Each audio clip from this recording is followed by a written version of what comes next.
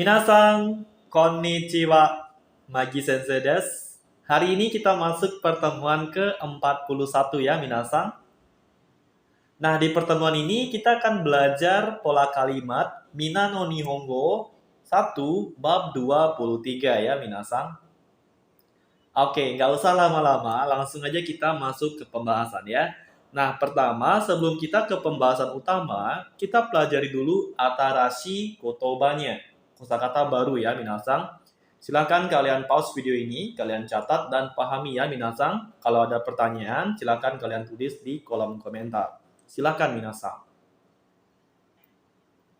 Kalau sudah, langsung aja kita masuk ke pola kalimatnya ya. Yang pertama, kita akan belajar pola kalimat toki. Nah, pola kalimat toki ini digunakan untuk apa saja? Kapan digunakan? Langsung aja kita bahas polanya dulu. Nah, untuk kata kerjanya, jadi kata kerja yang digunakan di sini adalah bentuk casual minasan. Nah, bentuk casual itu maksudnya apa? Bentuk casual yang sebelumnya kita sudah pelajari. Jadi, mas menjadi bentuk kamus, masita bentuk ta, dan sebagainya. Bagi kalian yang belum ngerti bentuk casual, link video sudah saya cantumkan di kolom deskripsi ya, minasan. Di deskripsi video ini. Oke, kemudian untuk kata sifat, jadi dia nggak pakai bentuk casual ya, minasan. Kalau kata sifat i-nya tetap minasan. Nggak boleh dicoret. Kata sifat na-nya juga tetap. Nggak perlu kalian rubah des jadi da, desta jadi data, dan sebagainya, nggak usah. Jadi kata sifat na tinggal isi na, kata sifat i tinggal isi i. Lalu ditambah dengan toki nanti. Kemudian untuk kata benda, kalian harus nambahin partikel no, khusus untuk kata benda. Nah, kenapa polanya seperti ini? Masih ingat nggak sama materi kemarin yang membahas klausal kalimat penjelas? Masih ingat kan ya? Jadi polanya sama persis. Kayak gitu minasan. Kalau kata kerja dia bentuk casual, kata sifat i-nya tetap, kata sifat na-nya tetap, kata benda harus ditambah partikel no. Kenapa? Karena toki ini itu masuk kategori kata benda minasan. Toki di sini yang memiliki makna ketika, saat, waktu itu masuk kategori kata benda. Sehingga kalau kata kerja ketemu dengan kata benda, menerangkan kata benda, dia bentuk casual. Kalau kata sifat i tinggal tempel saja. Contohnya yasui tabemono. Ini juga sama. Yasui toki dan sebagainya. Kata sifat na ketemu kata benda, na-nya wajib muncul. Contohnya kirena hito. Ini juga sama. Kirena toki. Nah, kalau kata benda ketemu kata benda menerangkan kata benda, kan harus ditambah partikel no ya, minasan. Jadi konsepnya sama aja. Nah, sekarang tolong benamkan di ingatan kalian bahwa pola toki ini itu masuk kategori kata benda. Kalau kalian udah hafal klausal kalimat, polanya sama. Verb ketemu toki menjadi bentuk casual, sifat i tinggal tempel, sifat na harus ada na baru digabung dengan toki, kata benda harus ada partikel no. Seperti itu ya minasan, sehingga polanya bisa kita artikan ketika titik-titik melakukan titik-titik. Ketika titik-titik terjadi titik-titik. Nah, kayak gitu minasan ya. Langsung aja deh kita ke contoh biar makin paham. Contoh yang pertama, okane ga nai toki doko mo ikimasen. Okane itu duit, nai itu dari kata arimasen. Ketika dia dirubah ke bentuk casual, dia menjadi nai. Seperti itu ya. Baru digabung dengan toki. Okane kan duit, nai nggak ada, toki ketika, dokomo ikimasen nggak pergi kemanapun. Sehingga bisa diartikan, ketika nggak ada duit, nggak pergi kemanapun. Seperti itu ya, minasan. Nah, sekarang kita lanjut ya ke contoh yang kedua. Nemui toki kohi o nomimasu. Nemui itu ngantuk ya minasan, kata sifat i. Jadi ketika ditambah toki langsung aja tempel. Nemui toki kohi o nomimasu. Kohi o nomimasu minum kopi, jadi bisa diartikan saat ngantuk ya minum kopi, kayak gitu ya. Lanjut ya minasan, saya kasih banyak contoh di sini ya biar makin paham. Contoh berikutnya, hima toki gemu o shitai desu. Nah, di sini Hima itu karena dia kata sifat na, ketika dia ketemu kata benda, na wajib muncul. Oke. Hima na toki itu artinya ketika senggang. Game wo shitai, pengen main game. Shitai dari kata shimas digabung dengan pola ingin. Tai des kayak gitu ya. Sehingga bisa diartikan ketika free atau senggang pengen main game. Kayak gitu minasang. Lanjut ya ke contoh yang berikutnya. Byoki no toki kusuri o nomimasu. Byoki itu sakit, dia masuk kata benda. Kusuri itu obat, nomimasu minum. Nah, karena byoki ini kata benda, ketika digabung dengan toki, dia harus ditambahi dengan partikel no. Bisa diartikan, ketika sakit, minum obat.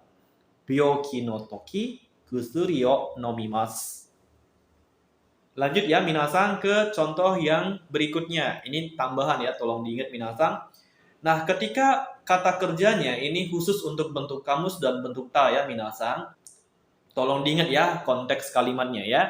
Contoh yang pertama, Nihon iku toki kamera o kaimashita. Iku di sini kan dari kata ikimas, berarti belum terjadi kan ya minasang. Dia menyatakan masa depan kan ya. Nah, sehingga Nihonge iku akan pergi ke Jepang, kamera o kaimashita sudah membeli kamera. Sehingga bisa diartikan ketika akan pergi ke Jepang, ketika mau ke Jepang, aku sudah beli kamera.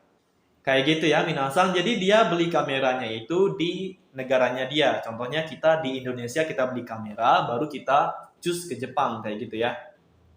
Nah, kenapa? Karena iku di sini dari kata ikimas yang artinya akan pergi. Nah, bedakan dengan contoh yang kedua. Nihon itta toki kamera o kaimashita. Nah, di sini bedanya cuma di kata pergi. Tadi iku di sini jadi itta. Itta di sini dari kata ikimashita yang artinya sudah pergi.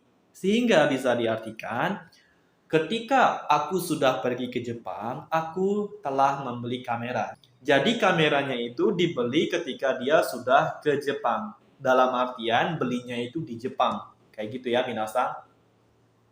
Seperti itu. Jadi intinya kalau kalian udah hafal bentuk casual, hafal konteks kalimatnya, gampang kok ini ya. Iku, ikimas berarti masa depan, ikimasta, ita berarti sudah. Kayak gitu ya minasang. Nah, sekarang saya tekankan lagi ya minasang, tolong diingat baik-baik. Toki itu masuk kata benda, sehingga apapun di depannya itu sesuaikan dengan kayak bikin klausa kalimat kemarin. Seperti yang saya jelasin tadi ya. Oke, sekarang kita lanjut ke pola berikutnya minasang ya. Nah, sekarang kita belajar menyatakan kalau. Polanya gimana? Polanya gampang banget. Kalau kalian udah hafal bentuk kamus yang ada akhiran u di belakang, itu pasti bisa ini ya, gampang banget. Jadi polanya itu simple. Kata kerja bentuk kamus, tinggal kalian tambahin partikel to. Selesai. Udah kalau artinya minasang. Saya simbolin ya. A partikel to B. Bisa diartikan kalau A maka otomatis B-nya itu terjadi. Jadi artian kalau pada pola ini itu pemakainya terbatas sekali minasang. Dia hanya digunakan ketika menyatakan hal-hal apabila A ini terjadi, secara otomatis B akan timbul atau terjadi. Hanya seperti itu ya pemakaiannya minasang. Jadi nggak bisa untuk pengandaian nanti. Kalau punya uang banyak, pengen beli rumah baru, itu nggak bisa. Itu pengandaian. Bukan hal yang kalau A terjadi, otomatis B terjadi. Bukan hal seperti itu ya. Nah, terus untuk menyatakan kalau yang pengandaian tadi itu gimana, nanti ada lagi pola lainnya minasang. Ada 4 nanti pola menyatakan artian kalau ya minasang. Ini baru salah satunya. Semangat ya. Tolong diingat baik-baik cara pakainya. Sekarang kita ke contohnya langsung ya. Contoh yang pertama, kono botang o osu to earkon ga tsukimasu. Botang itu dari kata button, tombol ya. Osu osimas menekan, golongan 1 dirubah ke bentuk kamus menjadi osu. Plus partikel to. Earkon AC tsukimasu nyala. Karena nyala itu kondisi, partikelnya pakai ga. Sehingga bisa diartikan, kalau tombol ini ditekan, maka AC akan menyala. Otomatis terjadi ya. Kalian pencet tombol on-nya, otomatis AC-nya nyala. Kecuali listriknya mati, minasan. Kayak gitu ya. Oke, itu contoh yang pertama. Sekarang kita lanjut ke contoh yang kedua. Massugu iku to kousaten ga arimasu. Masugu itu artinya lurus terus ya minasan. Jadi masugu ikimasu, pergi lurus. Lurus terus, kayak gitu ya. Kalau di kita, ngasih tahu jalan itu kan lurus terus, kayak gitu. Nah, kalau di Jepang pakainya masugu ikimasu. Karena digabung dengan pola kalau, berubah ke bentuk kamus plus partikel to. Masugu iku to kousaten ga arimasu. Ada perempatan. Kousaten itu perempatan ya. Sehingga bisa diartikan kalau pergi lurus, lurus terus, maka akan ada perempatan. Nah, di sini penekanannya otomatis kalau kalian pergi lurus terus, nanti pasti ketemu perempatan. Kayak gitu konteksnya di sini ya. Hal-hal yang sudah pasti terjadi, itu saja ya. Jadi pada intinya, pola ini menekankan kalau A, si B ini udah pasti terjadi. Seperti itu ya, minasan. Semoga bisa dipahami. Oke, sekarang kita lanjut ke tambahan ya, minasan. Jadi tambahan di sini itu menyatakan tempat minasan. Cuman sekarang kita fokusnya di penanda partikelnya. Nah, di materi hari ini, partikel penanda tempatnya itu kita menggunakan partikel O. Nah, sebelumnya partikel O kan digunakan untuk menandai objek, kayak makan nasi, gohang O, tabemasu. Nah, sekarang tempat pun bisa ditandai dengan partikel O. Dengan catatan, kata kerjanya itu adalah kata kerja yang menyatakan perpindahan posisi. Seperti itu ya, minasan. Jadi kata bendanya di sini itu berupa tempat dan partikel O-nya di sini itu bisa kita artikan di. Sama kayak D ya, minasan. Sama juga kayak partikel ni. Bedanya apa? Seperti yang saya bilang tadi, partikel O itu akan digunakan sebagai penanda tempat apabila kata kerja yang digunakan ada konteks atau artian perpindahan posisi. Contohnya kata kerja seperti berikut. Watarimas menyeberang, magarimas belok, torimas melewati, sanposimas jalan-jalan, arukimas jalan kaki, hasirimas lari. Semua kata kerja di sini itu ada makna perpindahan posisi dari titik A pindah ke titik B. Contohnya aja menyeberang jalan ya. Dari titik A, sisi A menyeberang jalan ke sisi B. Itu namanya perpindahan posisi. Kayak gitu. Jadi di tempat itu kita hanya melakukan perpindahan gerak, perpindahan posisi, kayak gitu. Nah, kalau konteksnya seperti itu, harus menggunakan partikel O. Nggak boleh pakai ni, nggak bisa pakai D maupun E juga. Kayak gitu. Kalau kalian masih ada yang sedikit ragu-ragu, mungkin nanti saya buatin video terpisahnya ya, minasan. Khusus untuk membahas perbedaan partikel E, ni, D, sama O ya. Sekarang kita langsung aja lanjut ke contohnya. Contoh yang pertama, kouen o sanpo shite imasu. Nah, kouen itu taman ya, minasan. Sanpo shite imasu itu dari kata sanpo shimasu yang artinya jalan-jalan. Ini saya rubah ke bentuk teimasu ya untuk menyatakan artian sedang. Sehingga bisa diartikan sedang jalan-jalan di taman. Contoh yang kedua, michi o wataru toki kiotsukete kudasai. Michi itu jalan, jalanan ya. Wataru itu dari kata watarimas yang artinya menyeberang. Toki kan tadi pola pertama ya, artinya ketika. Kiotsukete kudasai, tolong hati-hati. Sehingga bisa diartikan ketika menyeberang di jalan, tolong hati-hati. Atau dibalik bisa, tolong hati-hati ketika menyeberang di jalan. Jadi partikel O bisa diartikan di. Bisa juga enggak. Tergantung gimana cara kalian nerjemahin. Contohnya kalau kalian di bagian kalimat 2 ini, nerjemahinnya seperti ini. Ketika menyeberangi jalan, tolong hati-hati. Itu juga bisa. Kayak gitu ya. Jadi nggak harus diterjemahkan di. Yang penting makna yang ingin disampaikan itu jelas ya, minasan. Seperti itu. Lanjut ke tambahan yang terakhir, minasan. Khusus untuk magarimas. Ini beda banget polanya ya, minasan. Magarimas yang artinya belok. Dia punya dua tujuan belok. Kalau nggak kiri ya ke kanan. Itu pengetahuan umum kan ya. Nah, sekarang khusus untuk menyatakan belok kiri dan kanan, karena kiri dan kanan itu tujuan belok, kita harus menggunakan partikel e. Contohnya, hidari e magarimasu. Hidari itu kiri, magarimasu belok, artinya belok kiri. Jadi e di sini artinya ke ya, minasang, belok ke kiri. Catatan minasang spesial, e bisa digantikan oleh partikel ni. Kalau kalian mau bilang hidari ni magarimasu, bisa minasang. Bener juga ya. Nanti saya bahas deh ya di pertemuan berikutnya ini ya. Saya buatin video terpisah khusus untuk partikel penanda tempat ya. Nah, tadi kan listnya untuk kata kerja perpindahan posisi, kalau ada tempat itu kan wajib pakai partikel o. Di sini kok pakai e? Nah, jawabannya karena belok kiri kanan, ke kiri dan ke kanan itu menyatakan tujuan dari beloknya. Sama kayak ikimasu ini minasang. Jadi partikelnya harus pakai partikel e untuk kiri kanannya.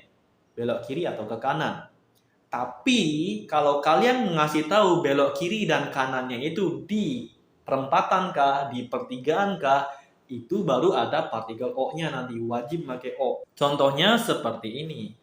Ano kosaten o migi e magatte kudasai.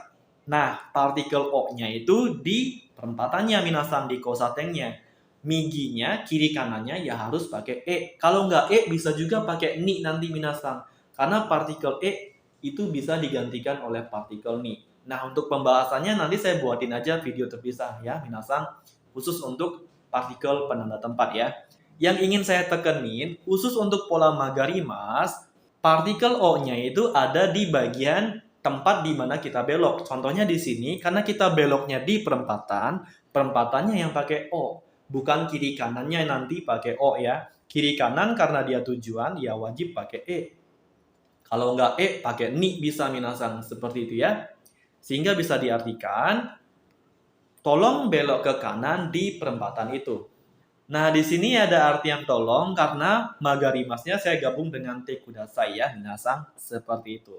Jadi, tolong ingat baik-baik ya, khusus untuk cara pakai magarimas, belok ya. Seperti itu. Tujuan beloknya pakai partikel e atau ni. Kiri kanannya pakai e atau ni. Sedangkan di tempat kita belok itu baru pakai partikel o. Nggak boleh pakai d ataupun ni nanti ya. Seperti itu. Oke? Nah sekarang kalau kalian merasa sudah paham betul dengan semua materi hari ini, saya kasih kalian beberapa kalimat. Silakan kalian terjemahkan ya minasang. Nah kalian juga bisa ngerjainnya di kolom komentar biar bisa saya koreksi juga ya minasang. Oke, jadi itu saja untuk hari ini ya minasang. Terima kasih karena sudah menonton dan sampai jumpa di video-video saya selanjutnya. Minasang, mite kurete arigatou gozaimashita. Mata imashou.